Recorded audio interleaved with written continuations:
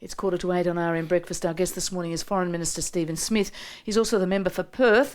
And to the election now, Minister, can you clear up this question about this economic debate? Tony Abbott has finally agreed to one. He wants it tonight for half an hour on the ABC. Will the PM be there? Well, finally he has relented and agreed to a debate on the economy. As I understand it, the party officials are now trying to work out the when, where and how.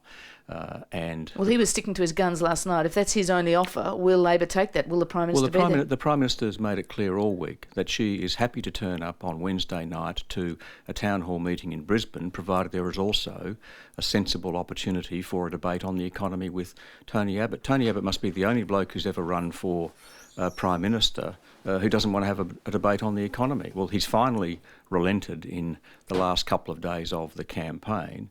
My own personal view is that it should be an equal time debate as it is an equal time town hall meeting.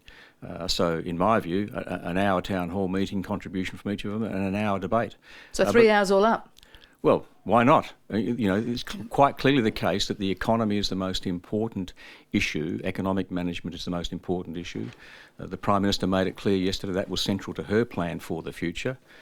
We have yet to hear anything from Tony Abbott which stands up to scrutiny so far as economic management is concerned. It's not just Labor saying that, it's Peter Costello and his Liberal friends. OK, but I'd just like to clear this up once and for all. Maybe you don't know yet, because maybe you don't know the answer yet, but if Tony Abbott doesn't agree to that, but he's going to be in the ABC studios tonight, will the Prime Minister be there? Well, as I say, the party officials are working on it. We've now got to that sort of, debate stage where they've got to resolve it between themselves to the satisfaction of both parties. OK. Western Australia, your home state, could be crucial to the outcome of this election.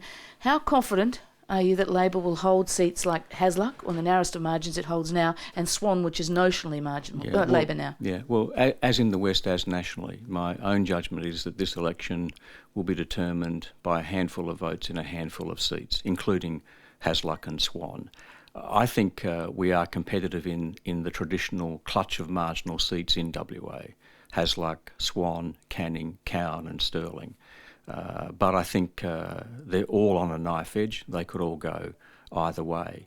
We've got a very good local member in Sharon Jackson in Hasluck, so we think we've got good prospects of holding on to that. But also we think just down the road in Swan, we might snatch Swan as well. And with Alana McTiernan in Canning, that seat on paper is not within the ballpark, but her individual candidate characteristics make that competitive as well.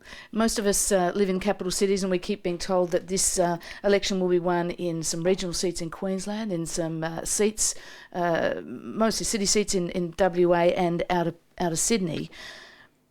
Can you give us a sense of if there's been a momentum swing, a momentum change in the final weeks of this campaign? Because Labor was looking very sickly in those seats. Well, what's your view? We had a good first week and a terrible second week, and we've been working our way back since then. I don't just describe it in terms of momentum. I do think there are a lot of people making up their mind in the last week. I think what has occurred over the last week or so has been a focus on the substantive issues. There's been plenty of colour and light and movement, but finally we've got a real focus on the substantive issues, on the economy. If you can't manage the economy, you can't do the things you want to do in education and in health.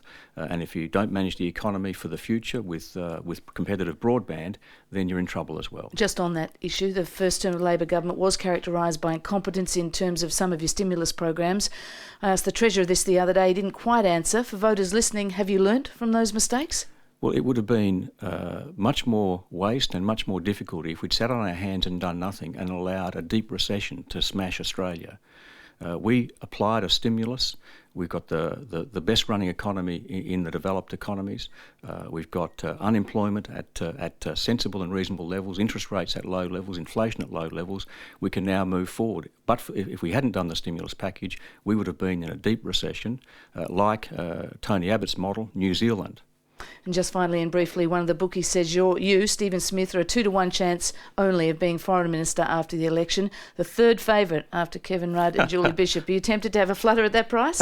Well, what I'm tempted to do is to do what I've been doing all campaign, which is to focus on winning first, and Prime Minister's determinations and decisions follow after that. And I'm very comfortable and very relaxed being in the Prime Minister's hands when it comes to the allocation of portfolios. If we win, unlike Tony Abbott, we don't take that for granted. Will Labor win?